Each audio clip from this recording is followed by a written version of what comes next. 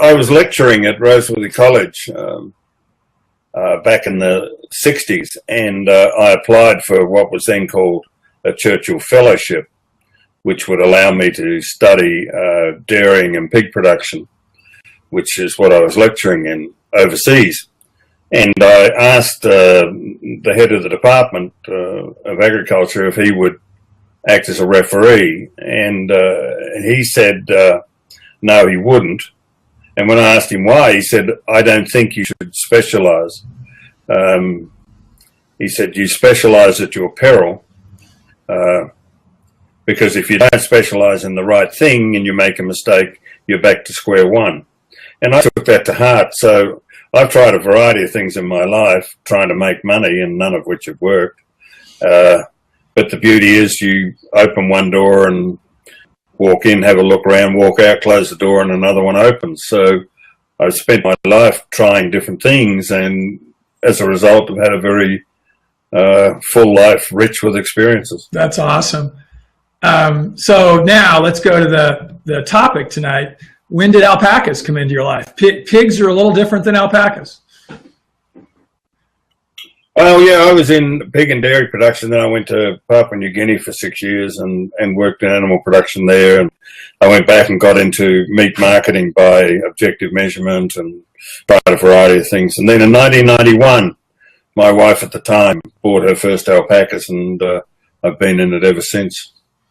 But my history before that was mainly with sheep. Okay. So it was an easy transition from sheep to alpacas. And what were your first thoughts? Do you remember back? What did you think about these long-necked animals and such? The first thing is that the prices were unsustainable. But my wife's father got into Charolais cattle when they first came in, and he gave me a piece of advice, about the only piece he ever gave me. And he said, if you're going to get into this, get in, get your money out, and then have fun. And that's what it's been. Okay. And so that was all, again, you said you linked a couple. You said Papua New Guinea and then your wife. And so I'm assuming those alpacas, when you first got them, were in Australia. And so now bring us a little more towards the present, and how did you end up here in the States?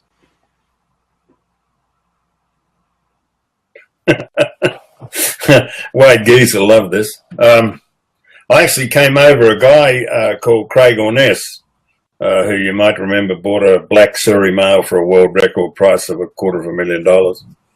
Brought me out to talk to a group of people about the Australian industry, and I came out and talked to these people. Then I went back home, and then I came back out again and did a series of talks from the national show in Kentucky to Columbus, Ohio, and then up to Washington State, and then in California. And I met Marilyn then, and she was married and her husband was dying from cancer. And I went back to Australia, and then she rang me 6 or 8 months later and said, you know, Brian's died. I got to get away and bring my daughter. If we came to Australia, could you show us around? And I said, yeah, sure thing. So she did, and I showed her around, and then she went back, and then she rang back and she said, I'd like to come back and see you.